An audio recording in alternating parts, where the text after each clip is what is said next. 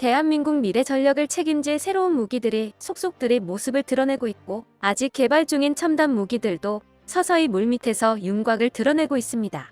한국 무기 산업의 끝을 모르는 성장은 바로 옆나라이자 우리나라를 가상 적국으로 여기고 있는 중국을 크게 경계하게 만들고 있습니다. 그래서인지 매일 중국의 수많은 군사 전문가들이 한국 무기 개발 현황을 주목하며 분석하는 기사를 올리고 있는데요. 얼마 전 중국 최대 포털 사이트 소후에 올라온 KF-21과 함께 제작 중인 한국의 스텔스 무인기 거의 완성이라는 제목의 기사 하나가 중국과 한국 밀리터리 마니아들의 이목을 집중시키고 있습니다. 본 기사에서는 최근 KF-21 시제기를 놀라운 속도로 만들어냈었던 한국이 KU-SFC, 일명 가오리-X라고 알려진 노조 스텔스 무인기까지 모습을 드러냈다며 한국의 첫 스텔스 무인기가 거의 준비가 완료된 상태라고 전했습니다.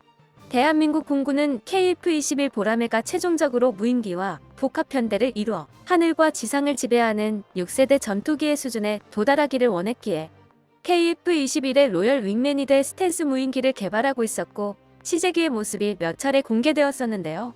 본 기사에서는 그 사진과 영상들을 가지고 대한민국 공군의 미래 전력에 대해 분석하고 있습니다. 가오리-X가 조립 중인 사진을 기반으로 한국의 스텔스 무인기는 후방의 몇몇 부분들이 조립이 아직 덜 되었을 뿐 비행체의 구조를 갖췄다.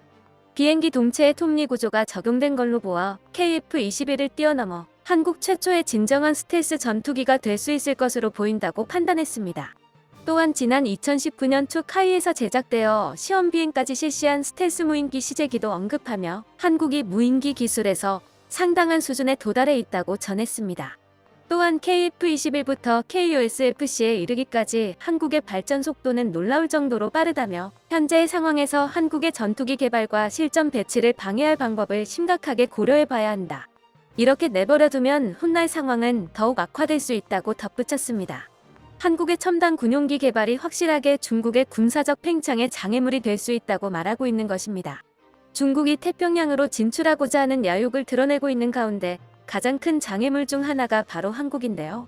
반도는 예로부터 대륙이 해양으로 해양에서 대륙으로 향하는 길목을 지키는 가장 중요한 전략적 요충지였습니다. 중국이 항상 우리나라 영해와 영공을 침범해오는 이유도 한국이 마음먹고 틀어막는다면 중국이 가진 무역로의 절반 가까이가 틀어막히게 되는 대참사가 일어날 수 있기 때문에 주도권을 쥐려는 발버둥의 일환인 것인데요.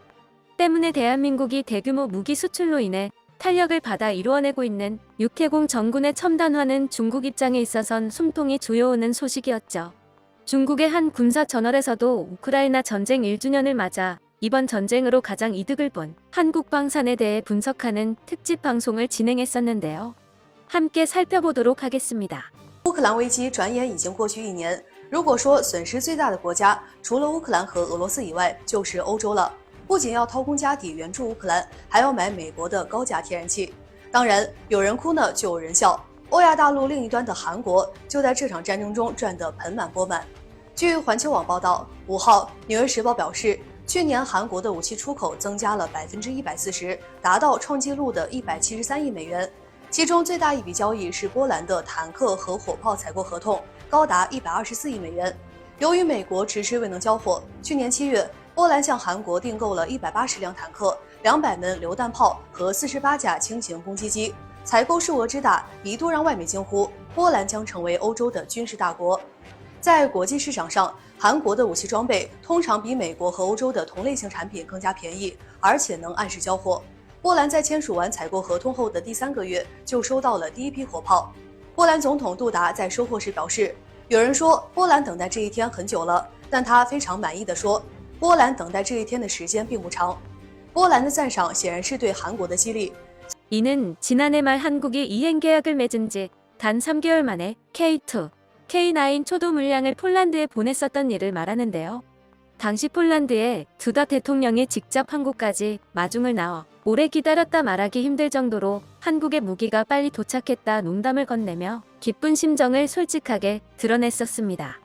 말 그대로 총알과도 같은 배송 속도로 폴란드가 미국이나 독일 대신 한국을 선택했던 게 옳은 일이라는 걸 단 3개월 만에 증명해냈었습니다. 이어 한국 방산이 기존 방산 강국들을 제치고 무서운 속도로 성장할 수 있었던 이유로 한국이 시대적 상황을 잘 활용했던 덕분이라고 주장했는데요. 虽然与美俄等军工巨头相比，韩国在全球武器市场的份额依然较小，但在过去5年，韩国是武器出口增速最快的国家。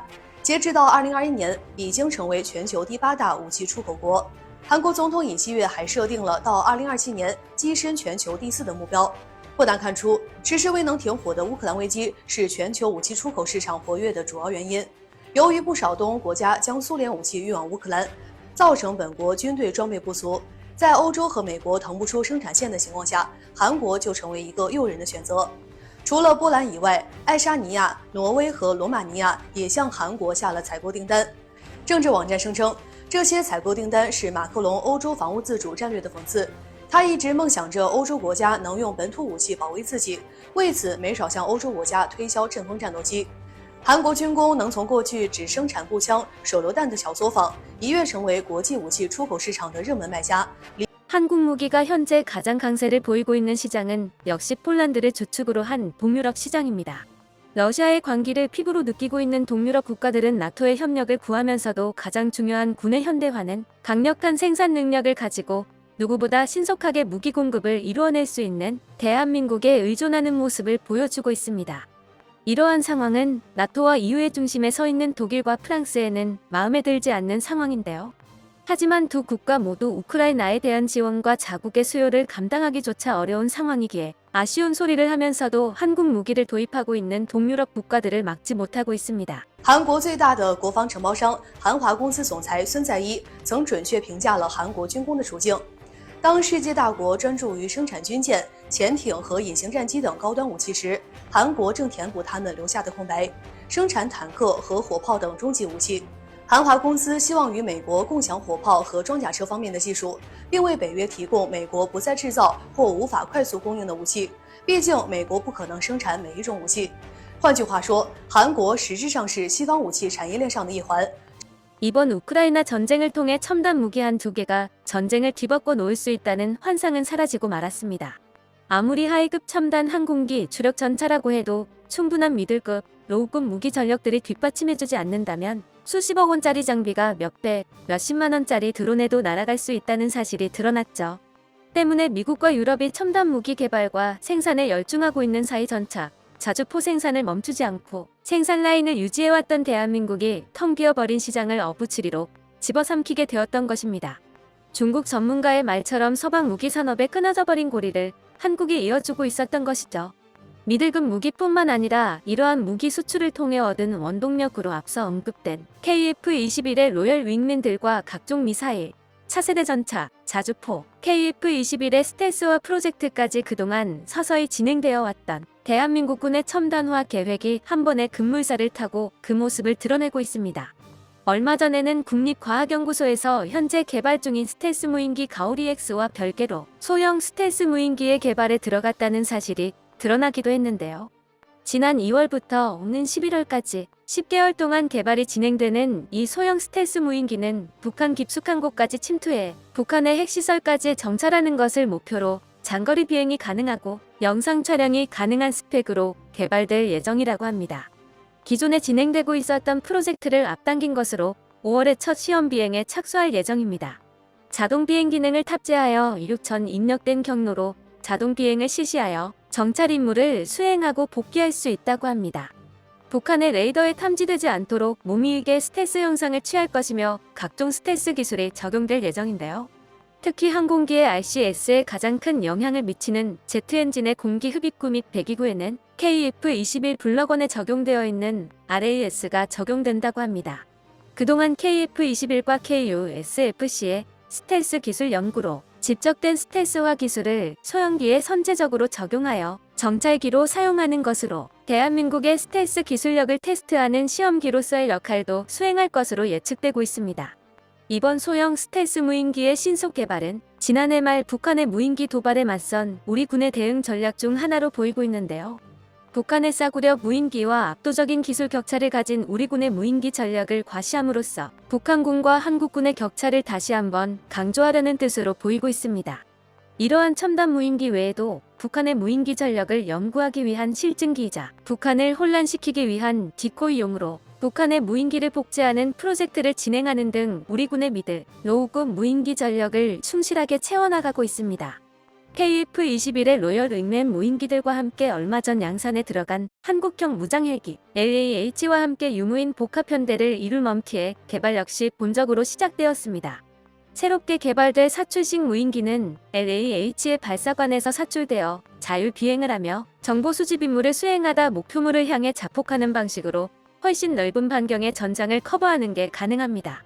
이러한 멈티가 적용된 LAH는 기존 아파치, 코브라 등 일반적인 공격 헬기를 뛰어넘어 전투기급 작전 반경을 가질 수 있을 것으로 기대받고 있습니다. 이처럼 다양한 첨단 무인기 개발을 통해 대한민국의 항공 전력은 완전히 새롭게 탈바꿈해 나가고 있는데요.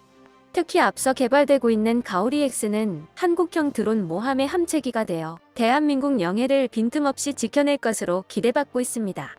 중국뿐만 아니라 러시아와 일본 그 누구도 넘볼 수 없도록 대한민국의 방위가 굳건해질 그날을 기다리며 더욱 기쁜 소식으로 찾아뵙도록 하겠습니다.